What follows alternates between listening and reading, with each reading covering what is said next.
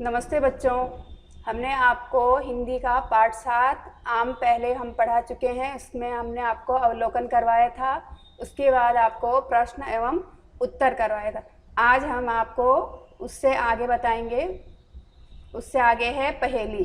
ये देखिए यहाँ पे पहेली लिखा हुआ है, सोचो और कहो। आपको जो है ये देखिए दो तो उदाहरण दिए हुए हैं। इसमें जो है पपीता मतलब फलों का हमने नाम देखना है और चुनना है। इसमें अनार, अब ये दो बाकी हैं। इसमें से जो है आपको ढूंढना है कि इसमें कौन से फल का नाम छुपा हुआ है। तो ये देखिए हम फल का नाम ढूंढते हैं। ब, फिर द, दा और म, बादाम। तो इसको हम गोला बनाएंगे। ये देखिए ये बादाम है, ये बादाम। इसको हम गोला बनाएंगे। मुझसे तो बराबर नहीं बनना है, लेकिन आप लोग जो है इसको बनाना है। अब उसके आगे है, उसके आगे दूसरे वाले पन्ने में है, हम ढूंढेंगे से और ब। तो इसमें हमने से और ब में गोला करना है। चलो अब उससे आगे आपको देखते हैं। यहाँ पर लिखा है गीत और सोचो और कहो। इसमें देखो ये कच्चा आम बना हुआ है हरे रंग का। तो ये कच्चा है, तो कच्चा आम अपनी क्या क्या खूबियां बताता है वो इस कविता में लिखा हुआ है। मैं हूँ एक छोटा सा आम पर आता हूँ कई काम, कच्चा हूँ तो बनता अचार, खट्टा मीठा बड़े मज़ेदार। देखो ये कच्चा आम जो है वो अपने विशेषताएं बता रहा है कि मैं कच्चा हूँ लेकिन मैं क्या क्या काम आता हूँ वो बता रहा है। अब यहाँ पर जो है ये पीले रंग का आम बना है, मतलब पका हुआ। तो उसके आगे क्या लिखा हुआ है, पक्कर हो जाता मैं रसीला, रंग हरा होता मेरा पीला, फलों का मैं राजा कहलाता, मुझको खाकर मजा है आता। अब देखो इसमें पक्कर हो जाता मैं रसीला। जब आम कच्चा होता है उस समय तो खट्टा होता है लेकिन रसीला नहीं होता है, लेकिन जब वो पक जाता है उसके बाद जो है वो रसीला हो जाता है और उसका रंग भी जो है पीला हो जाता है और उसको खाकर हमको बहुत मज़ा आता है। और ये ध्यान रखना आपको कि फलों का राजा कौन है, आम। हमेशा कोई भी कहेगा फलों का राजा कौन है तो कौन है, आम। चलो अब उससे नीचे देखते हैं। छोटे बड़े रूप में आता, हर घर में मैं लाया जाता, राष्ट्रीय फल हूँ मैं कहलाता, सबके मन को हूँ मैं भाता। आम को फलों का राजा भी कहा जाता है और हमारा राष्ट्रीय फल भी आम है। जैसे हमारा राष्ट्रीय पक्षी मोर है, फूल जो है कमल है, उसी प्रकार राष्ट्रीय फल क्या है, आम। इस बात को आपको ध्यान रखना है, आपको प्रश्नों में भी पूछा जाएगा। अब हम आगे पढ़ते हैं। आगे जो है लिखा हुआ है पढ़ो। तो पढ़ो जो है ये देखिए पढ़ो लिखा हुआ है ऊपर, ये पढ़ो लिखा हुआ है।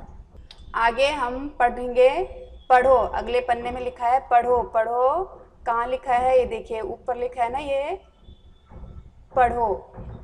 चलो अब अगला पन्ने में पढ़ेंगे हम पढ़ो। ये देखो पढ़ो लिखा हुआ है। पढ़ो मतलब हमको जो ये पूरा लिखा है इसको पढ़ना है और समझना है। चलो पढ़ते हैं। गर्मी के मौसम में परिवार के किसी सदस्य की सहायता से आप आम का पन्ना बनाइए। आम का पन्ना आपको पता है कैसे बनता है, कच्चे आमों से बनता है। आपको परिवार के सदस्यों की मदद लेनी है और गर्मियों के टाइम पे बनाना है। कच्चे आम को किसी बड़े सदस्य द्वारा उबलवा कर ठंडा कर लीजिए। फिर एक बर्तन में आम की गुठली निकाल लीजिए। इसमें ठंडा पानी, पिसी चीनी, काला नमक और भुना व पिसा हुआ जीरा डाल दीजिए। बर्फ डालकर पीजिए। बताइए इसका स्वाद कैसा लगा।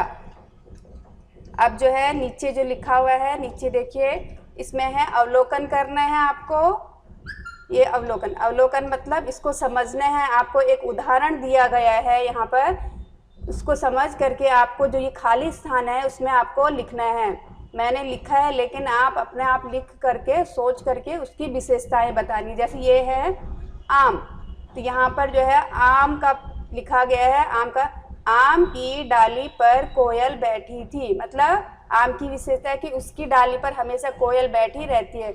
उसके नीचे आप कोई भी पेड़ का नाम लिख करके उसकी विशेषता बतानी है। जैसे मैंने लिखा है नीम, तो यहाँ पे नीम की विशेषता लिखेंगे, नीम का पेड़ दवाई बनाने में उपयोग आता है। उसके नीचे पीपल, बरगद, पपीता, अशोक या नारियल, इनकी विशेषताएं आपको खुद ही लिखनी है। ये आपके लिए होमवर्क है। अब चलो अगले पन्ने में जाते हैं। अगले पन्ने में लिखा हुआ है पढ़ो। ये आपको पढ़ना है, पढ़ो और फिर लिखो। पढ़ करके इसको जो ये लिखा हुआ है, ये खाली जो जगह है यहाँ पर आपको लिखना है इमली के पत्ते छोटे होते हैं। यही सेम टू सेम उतार करके आपको यहाँ पे लिखना है। इधर है केले के पत्ते बड़े होते हैं, तो ये आपको यहाँ लिखना है। नीम के फल को निबोनी कहते हैं, वो यहाँ लिखना है। बरगद के बरहो निकलती है, तो बरगद से बरहो निकलती है, वो यहाँ लिखना है आपको। मतलब आपको अक्षर सुधारने के लिए दिया गया है कि इसमें अक्षर आप सुधार सकते हैं। अब ये नीचे भी आपको दिया गया है लिखो। इसमें आपको खुद ही लिखना है। मैंने तो लिखा है, लेकिन आप लोग अपने मन से सोच करके लिखना है। इसमें लिखा है आम से बड़े फल, तो आम से बड़े फल मैंने लिखा है पपीता, नारियल और तरबूज। जो आम से साइज में बड़े होते हैं वो मैंने लिखा है। फिर लिखा है लंबे फल। लंबे आपको खुद ही सोच के लिखना है। मैंने 2 उदाहरण दिए। तीसरा आपको ढूंढना है मीठे फल, जो सबसे ज़्यादा मीठे हैं उनका नाम लिखना है। फिर गोल जो फल होते हैं उनका नाम लिखना है। फिर खट्टे जो फल होते हैं उनका नाम, आम से छोटे फल, आम से छोटे जो साइज में छोटे होंगे उनका नाम लिखना है। और गुठली वाले फल, जिनके अंदर गुठलियाँ होती है, एक ही गुठली जिसके अंदर होती है, वो आपको नाम लिखना है। चलो अब आगे चलो अगले वाले पन्ने में भी लिखा है पढ़ो। हमको इस पाठ में ज़्यादातर पढ़ना है और समझना है। तो इसमें लिखा है बगीचे की मिट्टी में एक बीज दबा पड़ा था। बरसात पड़ने से मिट्टी गीली हो गई, या मिट्टी में नमी आ गई, बीज भी गीला हो गया। 2-3 दिन के बाद बीज बाहर दिखाई दिया। मतलब बीज बाहर दिखाई दिया मतलब उसमें अंकुरित फूट करके वो बाहर जो है दिखने लगा। उसके नीचे जड़ निकली हुई थी, नीचे जड़ निकली हुई थी। बीज अंकुरित हो गया था। बीज अंकुरित मतलब जड़ें नीचे को जाती है और ऊपर को जो है बीज के पत्ते निकलने शुरू होते हैं। अंकुरित बीज में से 2-3 पत्ते निकले। समय बीतने पर जड़ जमीन में गहराई तक पहुंच गई। ऊपर छोटी छोटी डालियां भी निकली। डालियों में पत्ते आने लगे।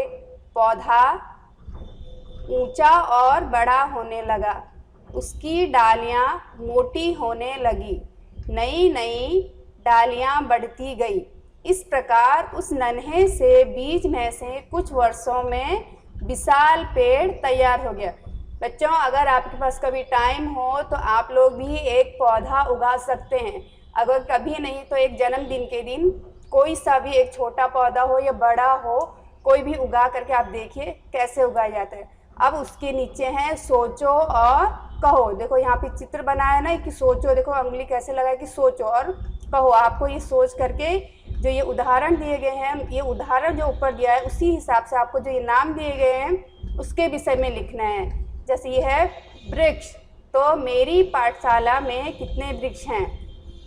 इसके नीचे हैं पत्ते, फल, फूल, डाली और तना। तो आपको इसके पीछे में जैसे पत्ते लिखने हैं तो पत्ते हरे रंग के होते हैं। जैसे फल, तो आम के पेड़ पर बड़े बड़े आम के फल लटके रहते हैं। उसके बाद फूल, डाली और तना, ये आपको खुद ही लिखना है। अब अगले पन्ने में भी लिखा है पढ़ो। इसको भी हमने पढ़ना है। इसमें लिखा गया है गुजरात में नर्मदा नदी के किनारे शुक्ल तीर्थ नामक एक गांव है। इस गांव के पास बरगद का पेड़ है। यह पेड़ बहुत बड़ा है। उसका तना ढूंढने से भी नहीं मिलता। इस बरगद के पेड़ में अनेक बरों हैं। उन पर बच्चे झूला झूलते हैं। इस बरगद को कबीर वड कहते हैं। बच्चों देखो, आपको ये जो है पूरा बरगद का पेड़ दिख रहा है। बरगद के पेड़ के नीचे देखो बच्चे खेल रहे हैं। से बच्चे खेल, बरो किसको कहते हैं? यहाँ पे लिखा है नहीं, बरो। बरो मतलब जो ये पेड़ में से जड़ें जैसी निकलती है, इनको बरो कहते हैं। और बरगद का पेड़ इतना बड़ा होता है कि उसके नीचे चाहे मनुष्य हो, जानवर हो, कोई भी उसके नीचे आसरा ले सकता है। तो यहाँ कहा गया है कि जो गुजरात के नर्मदा नदी के किनारे बसा हुआ कौन सा गांव है? शुक्ल तीर्थ। इसमें जो है बहुत सारे बरगद के पेड़ हैं। वह उस जगह को जो है कबीर वड कहते हैं। चलो अब उससे नीचे जो है, उससे नीचे ये पहेली दी गई है। इसको आपको खुद ही सुलझाना, ऊपर पढ़ करके, और पहेली का उत्तर लिखना है। मेरे बीज को गोदा कहते हैं। तो इस कौन है गोदा? किसके बीज को कहते हैं? बरगद के। अब यह है मेरे फल को निबोनी कहते हैं। निबोनी के बारे में हमें पहले ही पढ़ा था। निबोनी मतलब नीम के बीज को। मेरे फल में काले बीज होते हैं। किसके होते हैं? चीकू के होते हैं काले बीज। मेरे फल में पानी भरा होता है। कौन कौन? संतरा, अंगूर, कितने सारे फल ऐसे होते हैं जिसमें पानी भरा, हम खाते तो रस निकलता है। फिर मैं सबको आम देता हूँ। तो मैं सबको आम देता हूँ, तो आम कौन देता है? आम का पेड़। उसके बाद है मेरे बीज में पौधे नहीं उगते। अब आप सोचिए कौन सा पौधा है? बीज ऐसा होता है जिसमें पौधे नहीं उगते हैं। मैंने लिखा है आलू, क्योंकि आलू के फूल तो निकलते हैं, उसमें बीज भी निकलते हैं, लेकिन कभी भी आलू के बीज से आलू नहीं उगाया जाता है। आलू को काट करके ही उसके बीज, उसके पौधे उत्पन्न होते हैं। मैं लता पर लगने वाला एक फल हूँ। तो लता मतलब जो बेलें होती है उस पर कौन सा फल लगता है? अंगूर। और जो है, और अंगूर, तरबूज, खरबूजा, ये सारे जो है लताओं पर ही लगते हैं। चलो आज का वीडियो यहीं पर समाप्त करते हैं। अगले वीडियो के इंतज़ार में। धन्यवाद।